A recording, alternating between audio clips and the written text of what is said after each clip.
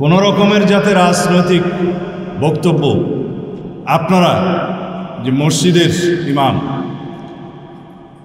আমরা এটাকে দিন এবং দিনিয়াতের চর্চা কেন্দ্র হিসেবে প্রতিষ্ঠা করেছি। আল্লাহ রাব্বুল আলামিন রাসূলুল্লাহ সাল্লাল্লাহু আলাইহি ওয়াসাল্লামের মাধ্যমে সেটা শুরু করেছেন, প্রতিষ্ঠা করেছেন। এখানে আমরা যেন দুনিয়ার কোনো কার্যক্রমকে প্রশ্রয় না দিই, আপনারা সবাই খেয়াল রাখবেন।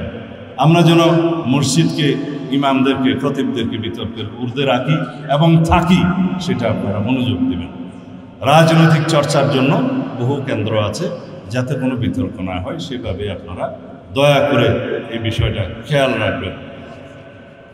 আমরা বাংলাদেশের রাষ্ট্রের কাছে অনেক কিছু চাই,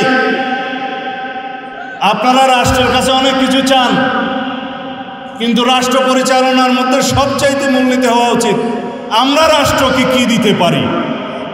দেশের নাগরিকগণ, বাংলাদেশের সকল জনগণ রাষ্ট্রকে যদি নৈতিক সমর্থন, আইনি সমর্থন এবং রাষ্ট্রকে সুচারুরূপে পরিচালনার জন্য আমরা যদি সহযোগিতা করি, সেটা হবে আমাদের সর্বোচ্চ দেয়া। শুধুমাত্র আমরা সবাই সকল শ্রেণী পেশার মানুষ দাবি আদায় করার জন্য রাস্তায় নেমে যাই, রাষ্ট্রের কাছে চাই, অথচ আমরা রাষ্ট্রকে কিছুই দিতে চাই না, সেটা হয় না।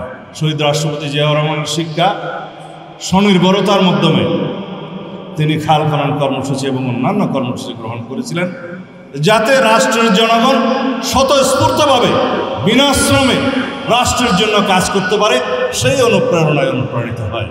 আমরা সবাই যদি রাষ্ট্রকে দেওয়ার জন্য প্রস্তুত থাকি, ইনশাআল্লাহ রাষ্ট্র আমাদেরকে ভরপুর দিবে। আওয়াজ নাই? আমরা রাষ্ট্রকে দিতে চাই না, আমরা সবাই রাষ্ট্রকে দিতে চাই না, রাষ্ট্র গণতান্ত্রিকভাবে চলুক সেজন্য সহযোগিতা করতে চাই না, সবাই চাই।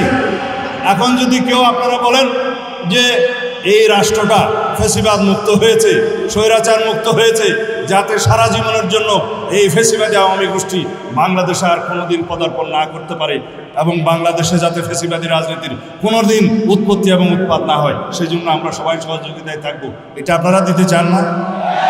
ইনশাআল্লাহ নসরুম মিনাল্লাহ ওয়া ফাতহুন করিব। অবশ্যই মুমিনিন। আসসালামু আলাইকুম ওয়া রাহমাতুল্লাহি ওয়া বারাকাতুহু।